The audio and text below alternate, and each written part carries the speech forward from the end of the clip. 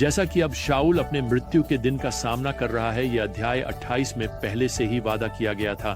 अब दाऊद अपनी ही योजनाओं में फंसा हुआ है। हमारे पिछले अध्ययन में दाऊद पलिश्तियों के पास चला गया था और गठ के राजा को यह विश्वास दिला दिया था कि अब उसकी निष्ठा उसके साथ थी। समस्या यह है कि गठ का राजा अब अपने साथी पलिश्तियों के साथ मिलकर शाऊल और उसकी सेना पर हमला करने की तैयारी कर रहा है। खैर, दाऊद ने पहले ही संकेत दे दिया है कि वह पलिश्तियों के साथ लड़ेगा। सो दिस व्हाई कम, वो इस स्थिति से बाहर निकलने के लिए क्या करने जा रहा है? यदि वह उनके साथ इजराइल के खिलाफ लड़ता है तो वह अपनी विश्वसनीयता खो देगा, वह अपने साथी इजरायलियों को मार डालेगा।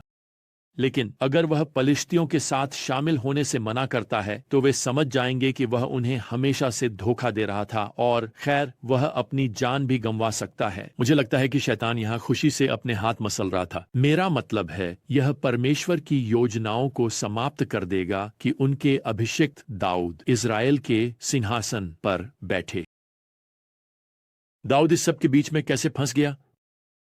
खैर, उसने कुछ गलत निर्णय लिए बजाय इसके कि वह प्रभु पर भरोसा करता। लेकिन मैं आपको बता दूं, उसकी असफलता परमेश्वर की योजनाओं को बाधित नहीं करेगी उसके भविष्य के लिए। और सच कहूं तो यह आपके और मेरे लिए भी अच्छी खबर है।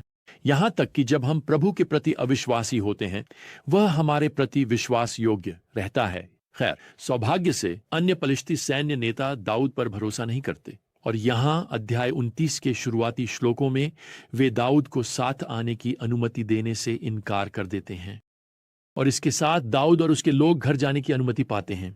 अब यहां इससे पहले कि वह ऐसा करे, दाऊद निराश होने का नाटक करता है। वह इन पलिश्ती सेनापतियों द्वारा अस्वीकार किए जाने से भी अपमानित होने का नाटक करता है। दाऊद को अभिनय के लिए सच में ऑस्कर मिलना चाहिए, लेकिन उनके लिए चीजें और भी खराब होने वाली हैं। जब वे उस घर के शहर में लौटते हैं जहां वे रह रहे थे, जिकलाग अध्याय 30 में वर्णन किया गया है कि यहां श्लोक 1 में क्या होता है। अब जब दाऊद और उसके लोग तीसरे दिन जिकलाग पहुंचे तो अमालेकियों ने जिकलाग पर हमला किया था और उसे आग से जला दिया और बंदी बना लिया, महिलाओं और उसमें मौजूद सभी लोगों को, छोटे और बड़े दोनों को। उन्होंने किसी को नहीं मारा, लेकिन उन्हें उठा ले गए और अपने रास्ते चले गए। और जब दाऊद और उसके लोग शहर में आए तो उन्होंने पाया कि वह आग से जला हुआ है और उनकी पत्नियां, बेटे और बेटियां बंदी बना ली गई हैं। इस दृश्य की कल्पना करें। ये युद्ध में अनुभवी सैनिक, वे क्या करते हैं? वे सभी फूट फूट कर रोने लगे। पद 4 कहता है, वे तब तक रोए जब तक उनके पास रोने की ताकत नहीं बची। समस्या यह है कि जब वे रोना बंद करते हैं तो वे दाऊद पर आरोप लगाना शुरू कर देते हैं और यहां पद 6 में वे दाऊद को पत्थर मारकर मार डालने की बात भी करने लगते हैं। खैर, यहां पद 6 के अंतिम भाग में हम पढ़ते हैं, लेकिन दाऊद ने अपने परमेश्वर यहोवा में अपने आप को मजबूत किया। आप जानते हैं, यह कई महीनों में पहली बार है जब दाऊद ने परमेश्वर से बात की है। उसकी चतुर योजनाएं ध्वस्त हो गई हैं। वह खुद से कहता रहा है कि वह राजा आकीश को संभाल सकता है, कि वो जानता है कि वह क्या कर रहा है। उसने अपने आदमियों से कहा है कि सब कुछ ठीक हो जाएगा, जल्द ही राष्ट्र में शांति होगी और मैं इजराइल के सिंहासन पर बैठूंगा। लेकिन अब देखो, उनके परिवार चले गए हैं और ये वफादार सैनिक उनके खिलाफ हो गए हैं। वे उन्हें मार भी सकते हैं। अब दाऊद की स्वाभाविक प्रवृत्तियां चिल्ला रही होंगी, हमें उन अमालेकियों का पीछा करना होगा, हमें अपने परिवारों को बचाना होगा। यही एकमात्र तरीका है जिससे मैं अपनी विश्वसनीयता वापस पा सकता हूं। चलो चलते हैं। लेकिन दाऊद अब अपनी प्रवृत्तियों को नहीं सुन रहा है। आप जानते हैं, उन्होंने पहले ही उसे काफी परेशानी में डाल दिया है। अब वह परमेश्वर से सुनना चाहता है। इसलिए दाऊद पुजारी को बुलाता है ताकि वह परमेश्वर की बुद्धि की खोज में उसका नेतृत्व कर सके। पद 8 कहता है, और दाऊद ने यहोवा से पूछा, क्या मैं इस दल का पीछा करूं? क्या मैं उन्हें पकड़ लूंगा? उसने अर्थात पुजारी ने उसे उत्तर दिया, पीछा करो, क्योंकि तुम निश्चित रूप से पकड़ लोगे और निश्चित रूप से बचा लोगे। और इसके साथ ही दाऊद अब परमेश्वरीय आत्मविश्वास और बुद्धि के साथ निकल पड़ता है। अब जब वे यहां पद 11 में अमालेकियों का पीछा कर रहे हैं तो उन्हें एक मिस्री दास मिलता है जो बीमार हो गया था और रास्ते में पीछे छोड़ दिया गया था। और उसकी मदद से दाऊद अमालेकियों को आश्चर्यचकित करने, उन्हें हराने, उनके शिविर को लूटने और अपने सभी परिवारों को बचाने में सक्षम होता है। पद 26 हमें सूचित करता है कि दाऊद ने यहूदा के बुजुर्गों, अपने मित्रों को लूट का एक हिस्सा भेजा, यह कहते हुए, यहोवा के शत्रुओं की लूट से आपके लिए एक उपहार है। दाऊद वास्तव में दक्षिणी इज़राइल में अपनी ही जनजाति के प्रति अपनी निष्ठा प्रदर्शित कर रहा है। अब कुछ सबक हैं जिन्हें मैं आज हमारे लिए इंगित करना चाहता हूं। पहला, आपको अपने दिल की सुनने में धीमे रहना चाहिए। कोई फर्क नहीं पड़ता कि हमारे योजनाएं कितनी भी चतुर क्यों न लगें, हमें याद रखना चाहिए कि हम अपने दिल को लगभग कुछ भी करने के लिए मना सकते हैं। हमारी प्रवृत्तियां और निर्णय परमेश्वर के वचन द्वारा निर्देशित और संरक्षित होने चाहिए। और फिर उसकी छाएं। दूसरा, हमें प्रभु को उसके क्षमा के लिए जल्दी धन्यवाद देना चाहिए। आप जानते हैं, प्रभु राजा शाऊल के साथ मौन रहे क्योंकि शाऊल पश्चातापी नहीं था। शाऊल एक जादूगरनी से मदद चाहता था, लेकिन दाऊद एक पुजारी से और अंततः परमेश्वर से बुद्धि चाहता था, जिसने फिर उसे मार्गदर्शन देकर उत्तर दिया। मैं आपको बताना चाहता हूं, परमेश्वर हमेशा अपने पश्चातापी विनम्र बच्चे को उत्तर देने में कृपालु होते हैं।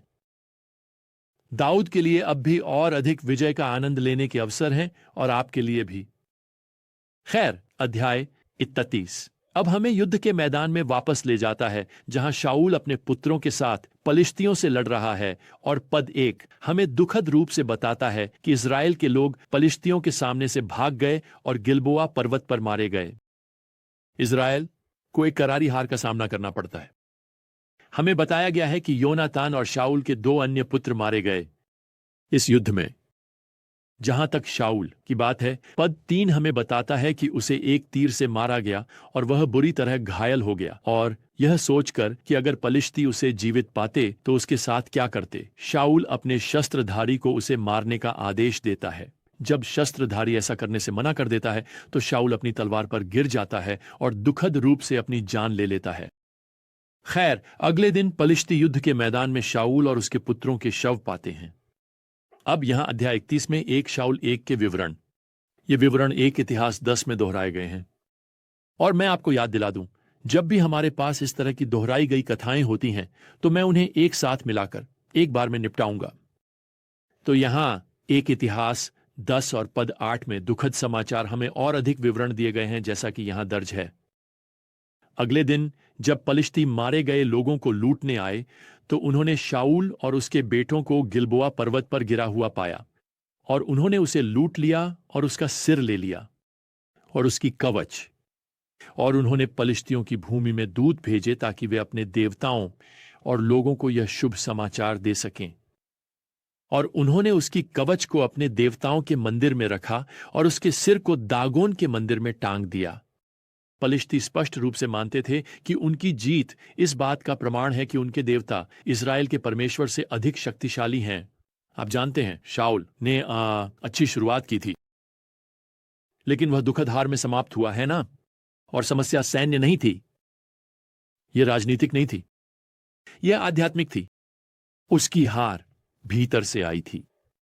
उसकी मृत्यु की भविष्यवाणी एक दिन पहले ही की गई थी, लेकिन शाऊल अंत तक आगे बढ़ता रहा, न सुनते हुए, न परमेश्वर के वचन और इच्छा का पालन करते हुए। मुझे आपको बताने दें, इस सारी बुरी खबर के पीछे परमेश्वर अभी भी काम कर रहे हैं। वह इज़राइल के साथ समाप्त नहीं हुए हैं, वास्तव में वह अभी शुरुआत कर रहे हैं। आप देखिए, जब शाऊल की मृत्यु हुई तो कई लोगों ने सोचा होगा कि यह इज़राइल का अंत है, लेकिन वास्तव में यहां क्या हो रहा है? राजा शाऊल की मृत्यु दाऊद की राजवंश की शुरुआत करती है, जो अंततः मसीहा के जन्म की ओर ले जाएगी। तो अब राजा शाऊल की मृत्यु के साथ 1 शाऊल की पुस्तक समाप्त होती है, लेकिन एक दूसरी पुस्तक शुरू होने वाली है, 2 शाऊल, और यह बारिश का परिचय देने जा रही है, राजा दाऊद की। खैर, जब तक हम शाऊल की दूसरी पुस्तक के माध्यम से अपनी ज्ञान यात्रा शुरू नहीं करते, प्रभु यीशु मसीह की कृपा और परमेश्वर का प्रेम और पवित्र आत्मा की संगति आप सभी के साथ हो। आमीन।